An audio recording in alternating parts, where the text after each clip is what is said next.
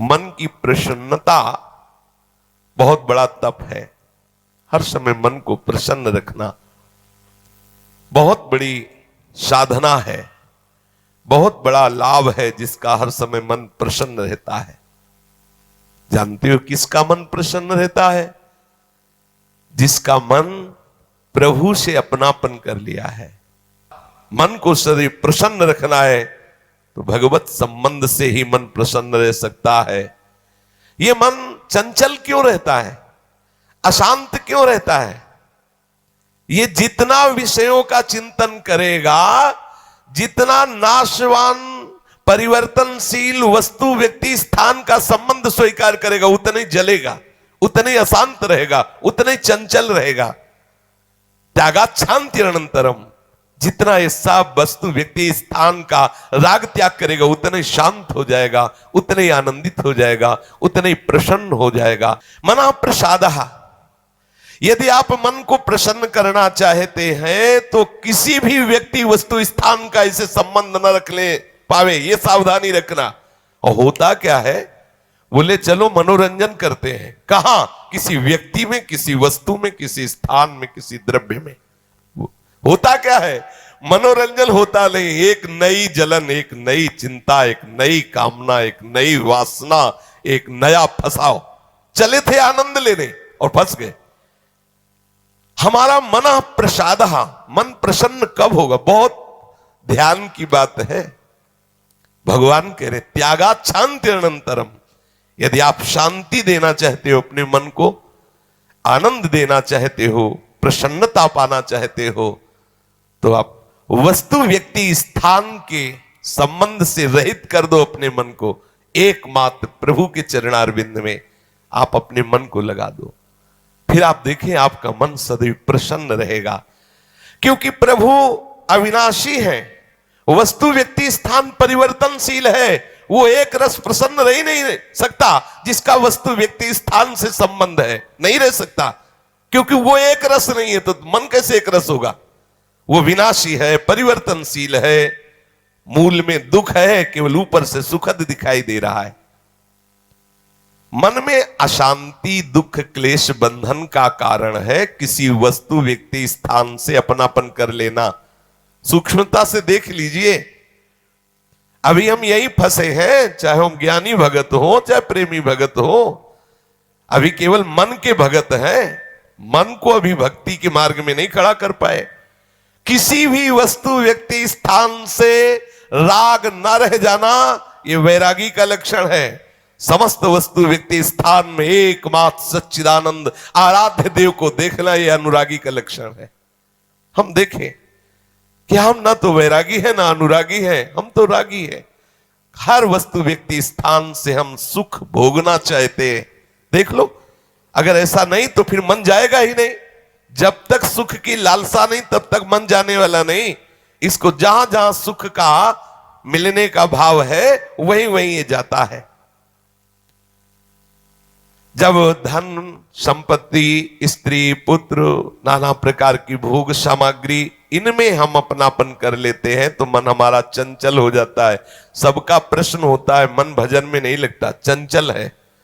मन चंचल आपने किया है, आपको ही छोड़ना पड़ेगा।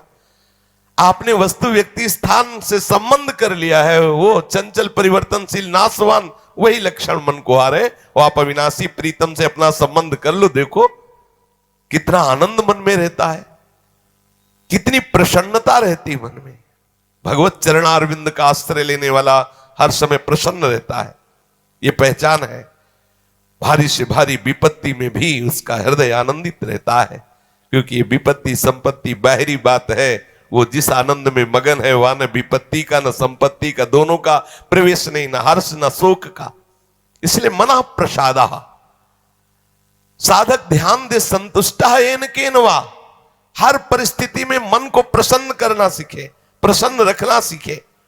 परिस्थिति में प्रसन्न तभी रह सकते हैं जब भगवत चरणारविंद का आश्रय नहीं। कभी परिस्थितियां किसी को चैन नहीं लेने देती, कभी संयोग, कभी वियोग, कभी हर्ष, कभी शोक, कभी अनुकूल, कभी प्रतिकूल, कभी मान, कभी अपमान, इसी द्वंद्व में हम पिसते रहते हैं।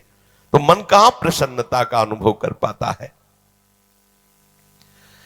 मन की प्रसन्नता के लिए सांसारिक वस्तु, व्यक्ति, परिस्थिति, देश काल, घटना आदि को लेकर के हम अपनापन, अहम करके उसे ना माने। जैसे ये व्यक्ति मेरा है, ये वस्तु मेरी है, ये स्थान मेरा है, ये अमुक अमुक मेरे। अब आपका मन प्रसन्न नहीं रहेगा, जलेगा, अशांत रहेगा। अपने स्वार्थ या अभिमान को लेकर किसी का पक्षपात न करना। यदि आप अपने मन को प्रसन्न रखना चाहते हैं तो अपने स्वार्थ की पूर्ति के लिए या अभिमान की पूर्ति के लिए किसी का पक्ष न लेना। किसी का मंगल करने के लिए, किसी को आनंद प्रदान करने के लिए हम भले सलाह दे दें, लेकिन अपना अहंकार पोषण करने के लिए, अपने स्वार्थ की पूर्ति के लिए हम पक्षपात न लें। नहीं, हमारा मन प्रसन्न नहीं रह पाएगा। मन को सदा दया भाव से युक्त रखे, क्षमा भाव से युक्त रखे। दूसरों को कैसे हम सुख पहुंचावें, ऐसे मननशील बने। सदैव सुख देवे को चाव चित, सब सोहित निष्काम। सबको सुख पहुंचाऊं लेकिन किसी से सुख पाने की लालसा ना हो, मन प्रसन्न रहने लगेगा। मन में जब दूसरों के हित की भावना होती है तो प्रसन्नता का प्रादुर्भाव होता है। और सदैव मन को प्रसन्न रखने के लिए थोड़ा भोजन पाना सीखें, कम बोलना सीखें, कम सोना सीखें और सदैव भगवान नाम जपना सीखें। अखंड प्रसन्नता आ जाएगी। मानते हैं प्रारब्ध के अनुसार शरीर रोगी हो सकता है, परिस्थिति प्रतिकूल आ गई, संसार ने तुम्हारा त्याग कर दिया, लोग निंदा करते हैं, लेकिन आप प्रसन्न रहेंगे क्योंकि आपने बहुत बड़े करुणा निधान आनंद समुद्र प्रभु का आश्रय ले लिया है। उस आश्रय में जो बाधक भाव है उनका त्याग कर दीजिए।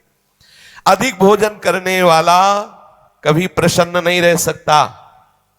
और बड़ी विचित्र ये जिह्वा है, ऊब गए भगवान।